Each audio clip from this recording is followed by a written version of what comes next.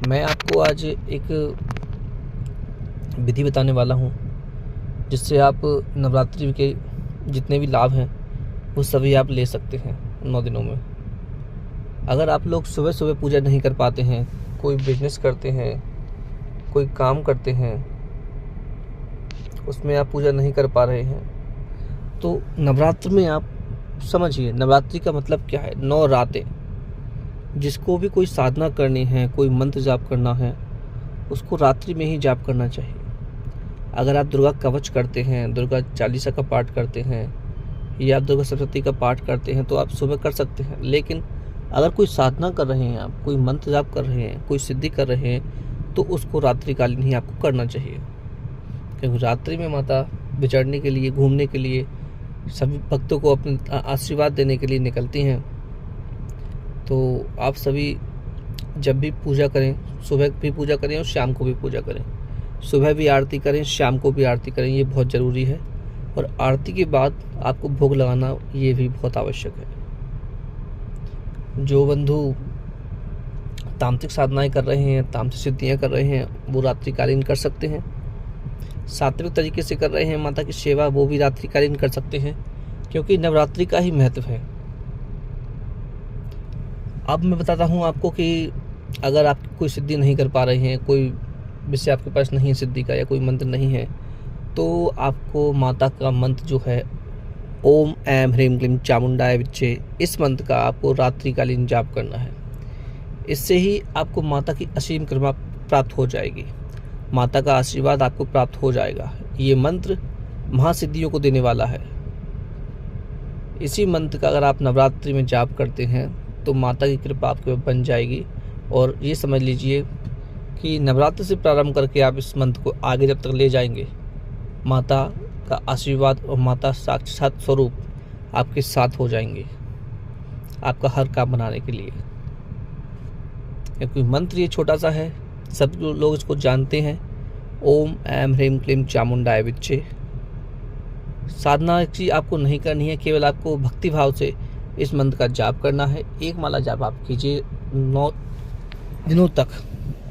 अगर ज़्यादा लंबी साधना कर सकते हैं तो आप 11 माला 9 दिन तक कीजिए। नवरात्रि में आपको बहुत लाभ होगा। आपके जितने भी काम बिगड़ रहे होंगे सभी काम बनना स्टार्ट हो जाएंगे आपका। तो जैसे जैसे आप साधना करेंगे इस मंत्र की, वैसे वैसे आपको लाभ मिलता जाएगा। अगर ये भी नहीं कर सकते आप, तो रात्रि में आपको माता का जो दुर्गा चालीसा है उसको कम से कम 21 बार दुर्गा चालीसा का आप पाठ कीजिए, बिना किसी विधि किसी विधान के। केवल जो आरती है माता की, भोग है, वो रख के, एक जल का पात्र रख के और माता के दुर्गा चालीसा का आपको पाठ करना प्रारंभ कर देना है। चाहे तो आप 11 बार कर लीजिए, चाहे 21 बार कर लीजिए। हमारी जितनी भी माता बहन हैं वो भी कर सकती हैं, जितने ही भाई बंधु हैं वो भी कर सकते हैं। अब सोचिए कि दुर्गा चालीसा से क्या लाभ होगा। सभी के मन में क्वेश्चन आ रहा होगा।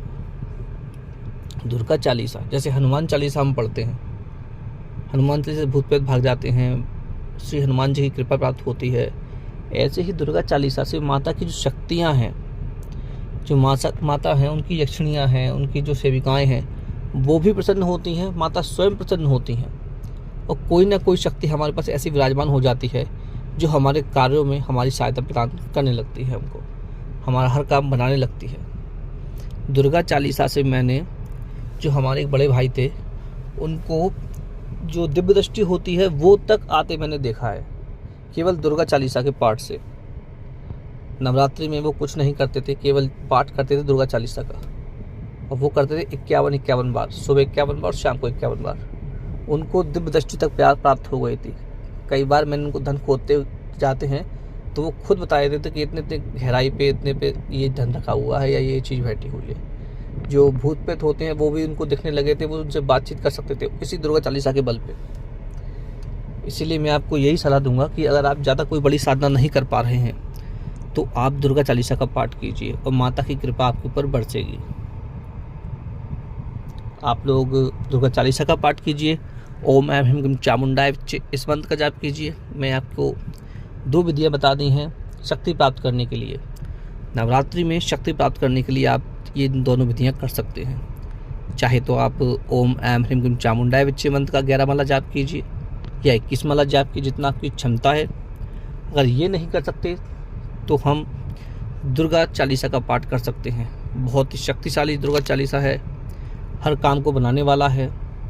और मैं आपको यही बताऊंगा कि पहले आप भक्ति में आइए, भक्ति के बाद माता से शक्ति प्राप्त कीजिए, उसके बाद साधनाओं में जाइए। मेरा बताने का मतलब यही है कि आप लोग पहले अपने अंदर इतनी ऊर्जा समाहित कर ले कि आप कोई भी साधनाएं करें। आगे मैं आपको साधनाएं भी देने वाला हूँ, हर तरीके की साधना आपको देने वाला हूँ, हर तरीके के मंत्र आपको देने वाला हूँ, जिससे कि आप साधनाओं के मार्ग में आगे बढ़ सकें। पहले आपको कोई किसी भी शक्ति की छत्र छाया चाहिए आपको, जो आप साधना कर सके आगे जाके, जो आपकी सहायता आपको प्रदान करे। इसलिए आप इस नवरात्रि में जितना हो सके दुर्गा सप्तशती का पाठ कीजिए, दुर्गा चालीसा का पाठ कीजिए, सिद्ध कुंजिका स्तोत्र का पाठ कीजिए, और दुर्गा कवच का अगर हो सके तो आप सुबह सुबह पाठ कर लीजिए करें। तो आप लोग मेरे सब्सक्राइब कीजिए, वीडियो को शेयर कीजिए। अगर आपको वीडियो मेरी अच्छी लगती है तो उसको आप लोग लाइक कीजिए। तो चलिए मिलते हैं नवरात्रि की कल